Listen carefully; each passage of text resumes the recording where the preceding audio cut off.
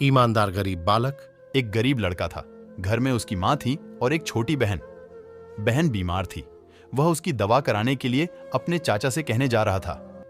रास्ते में उसे एक पैकेट बुक पड़ी मिली। उसमें 120 के नोट थे। लड़का बड़ा ईमानदार था। उसने अपने मन में निश्चय कर लिया कि यह जिसकी पैकेट बुक है उसका पता लगाकर उसे जरूर दूंगा।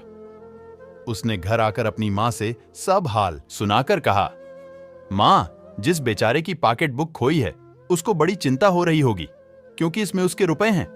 हम ये रुपए रख लेंगे तो बहुत पाप होगा और प्रभु हम पर नाराज होंगे। पर जिसके रुपए खोए हैं उसका पता कैसे लगे? माँ, तू कोई उपाय बता जिससे मैं उसे खोज पाऊं।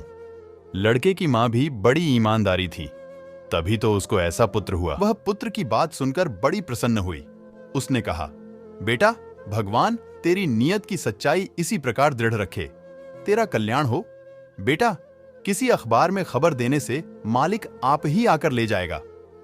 लड़का अखबार वाले के पास गया। उसकी नेक नियति देखकर अखबार वाले ने उसके नाम से यह विज्ञप्ति छाप दी, मुझे एक पैकेट बुक रास्ते में मिली है, उसमें 120 रुपए, जिसकी वह अमुक पते पर आकर सबूत देकर ले जाए।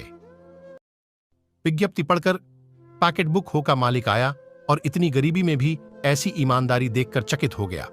उसने कहा, जो गरीब होकर भी दूसरों के पैसों पर जी नहीं ललचाता, वही सच्चा ईमानदार है और वही प्रशंसा के योग्य है, तथा सचमुच गरीब ही ऐसे ईमानदार होते हैं। पैसे वाले तो प्रायः अभाव न होने पर भी पैसे के संग से लोभ में पड़कर बेईमान हो जाते हैं। तुमको धन्य है जो इस प्रकार प्रभु पर विश्वास रखकर अपने सत्य पर डटे रहे। ये कहकर उसने वे नोट लड़की की दवा और सेवा के लिए आग्रह करके दे दिए और लड़के को अपने यहां अच्छी नौकरी दे दी। लड़का अपनी ईमानदारी के बल पर आगे चलकर नामी और धनी व्यापारी बना।